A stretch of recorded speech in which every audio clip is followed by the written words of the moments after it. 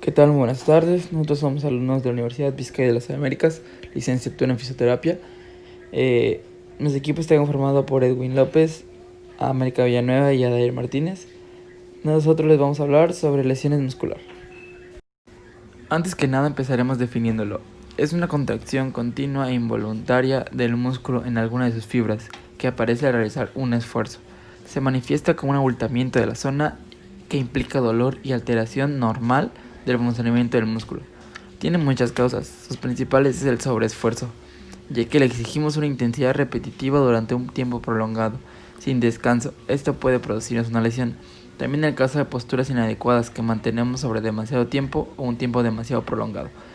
Las personas sedentarias son más propensas a sufrir este tipo de contractura, debido a que su músculo no está preparado ni capacitado para tener esta postura o esta asignación. Al día que igual los deportistas, si no se preparan adecuadamente o si no calientan.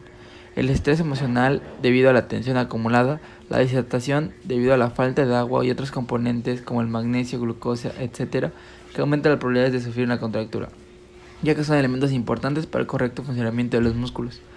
La edad avanzada, ya que las personas pierden la elasticidad y son las más propensas a esta clase de lesiones. Estas lesiones se clasifican en 3 tipos.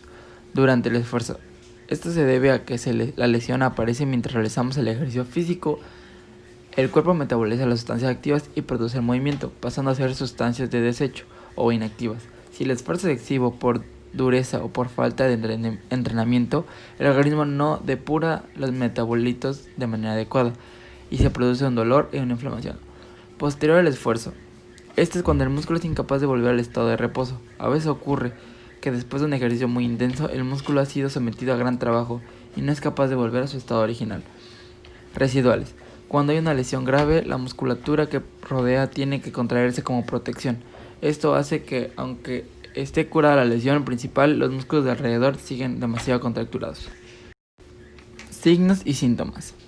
La sintomatología de esta patología son síntomas habituales de dolor e inflamación, la limitación del rango de movimiento, con mayores limitaciones según la gravedad de la lesión. Por lo tanto, podemos distinguirlos en 4 tipos. Dolor y rigidez articular en la musculatura. Movimientos reducidos, como ya he mencionado, los rangos de movimiento. Debilidad muscular y uso delimitado de la zona afectada, ya que por el dolor no podemos utilizar esa zona. Algunas de las pruebas que tenemos para identificar este tipo de lesiones es el diagnóstico se basa en la palpación del músculo afectado para detectar posibles abultamientos o áreas con mayor tensión. Al desplazar los dedos se intenta detectar algún punto con mayor resistencia que otro, donde las fibras musculares se encuentran más contraídas. Otro método consiste en probar la movilidad del músculo afectado, partiendo con la referencia del músculo del lado opuesto, o sea, antagonistas y agonistas. El enfoque terapéutico nos va a servir para eliminar las contracturas y el dolor del paciente por medio de las siguientes formas. El calor local, con el cual vamos a conseguir la relajación del músculo y vamos a tener efectos analgésicos. La siguiente van a ser los masajes, pero es muy importante saber que tenemos que llevar a cabo esto por medio de expertos, ya que en caso de hacer lo contrario las consecuencias pueden ser peores. El masaje va a aumentar el flujo sanguíneo, lo cual va a mejorar la recuperación de los tejidos y la limpia de metabolitos. Además, vamos a relajar el músculo y reducir el dolor. Aquí abajo podemos ver algunos agentes físicos que podríamos utilizar. Ahora hablaremos sobre el síndrome piramidal. El síndrome piramidal, con abreviatura SP, es una neuropatía por compresión del nervio ciático por hipertrofia o contractura del músculo en su salida de la pelvis al pasar entre el músculo piramidal y el músculo gémino superior. Aquí tenemos una imagen por la cual nos podremos basar un poco. Sus características serían que el músculo piramidal se origina en la superficie anterior del hueso sacro entre S2 y S4, sale de la pelvis por la escotadura ciática.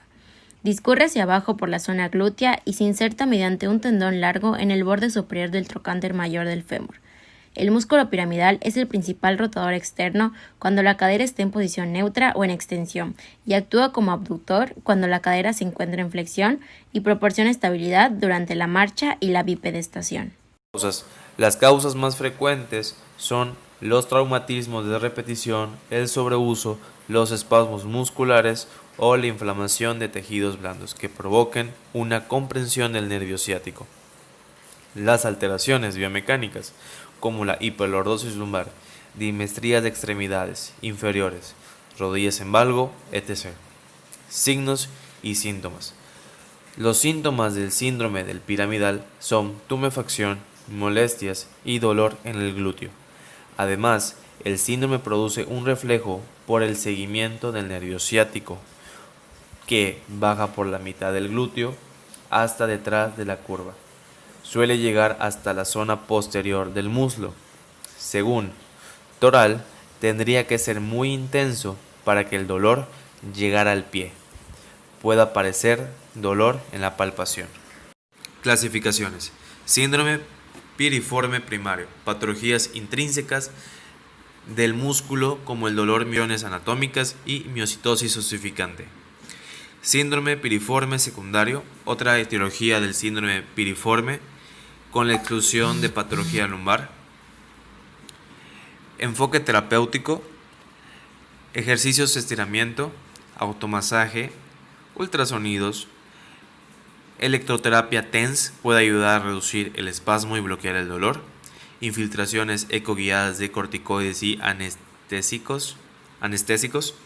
Infiltraciones de toxina butolínica. Cirugía reservada a casos refractarios a otros tratamientos. Consciente en el tenotomía del músculo y la liberación del nervio, pero endoscopía o ecografía guiada. Pruebas especiales. Test FIRE. Paciente de cúbito supino, en flexión de cadera de 90 grados, abducción y rotación interna. Desencadena dolor en la nalga. Test de PC. Con el paciente sentado se hace una abducción y rotación externa contra resistencia. Aparece dolor y debilidad en la nalga. Test de VT. Paciente en decúbito lateral sobre el lado sano, en flexión de cadera, y se realiza en abducción del muslo, manteniendo la posición unos segundos. La prueba será positiva si se reproduce el dolor en la nalga. Maniobra de Fehrenberg en decúbito supino con flexión de 30 grados de cadera y en extensión de rodilla se realiza una abducción. La maniobra es positiva si aparece dolor en la nalga. Maniobra de H. En decúbito supino se coloca el tobillo del lado doloroso sobre la rodilla contralateral, con la cadera del lado afectado en rotación externa y flexión. La maniobra produce dolor en la nalga.